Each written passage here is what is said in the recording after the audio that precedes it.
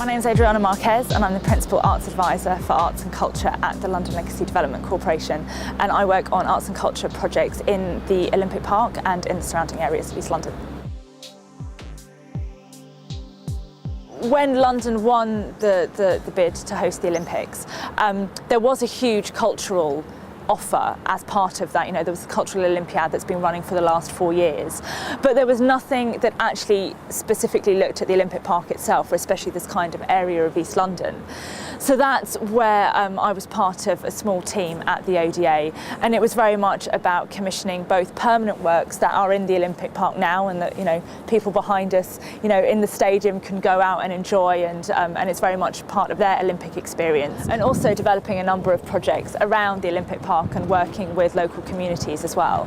Our working mantra in our small team was about art being a part of it and not being an add-on, so making sure that we built it into the wider design of the Olympic Park.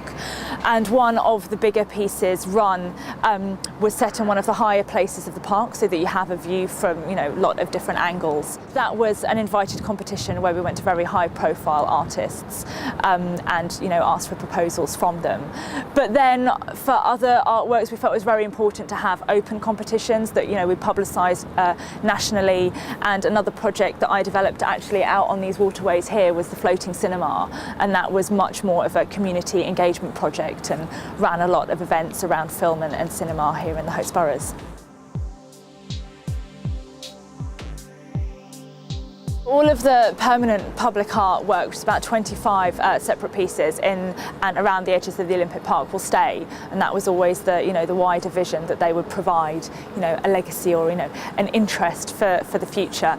And the London Legacy Development Corporation is the organisation that's been set up to transform the Olympic Park as it is now into the future Queen Elizabeth Olympic Park, which starts reopening from summer 2013. Where my role comes in is that we really want arts and culture to be a part of that, and so looking at how we can continue both temporary and permanent commissions inside the Olympic Park, and also working with these areas around the park to make sure that, you know, that we stitch it in and it all feels part of East London.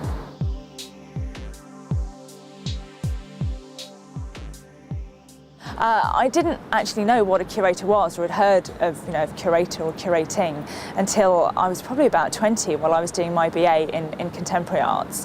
And when I got to understand a bit more about what it involved and the fact that it was a far more behind the scenes role, it seemed to just be really perfect. I think for me and my personality, I really just wanted to be around people and working with people to make things happen.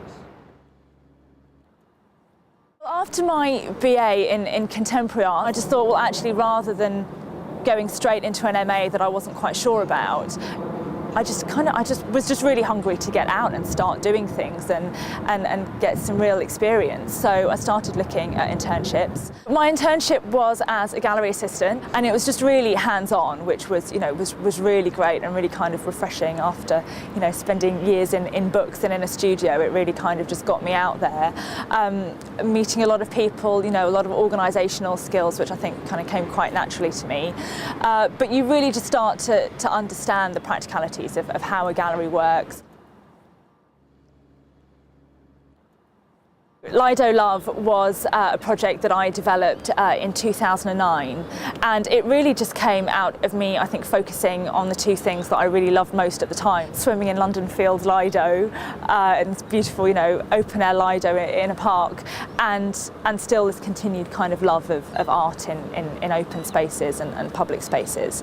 It took perseverance. It took a lot of barriers. I had to speak to the Lido manager 3 times and kind of, you know, refine my idea each time before he would even, you know, agree to have a conversation with me about it. So I think that's definitely been a lesson learned. You know, don't give up, but also appreciate the other person's point of view and kind of compromise, meet them halfway. I think that just the main thing is just to get out there and start doing your own projects. For temporary projects, you know, permissions are fairly straightforward. It's about building that relationship with your local authority and just going and talking to them about something that you want to develop.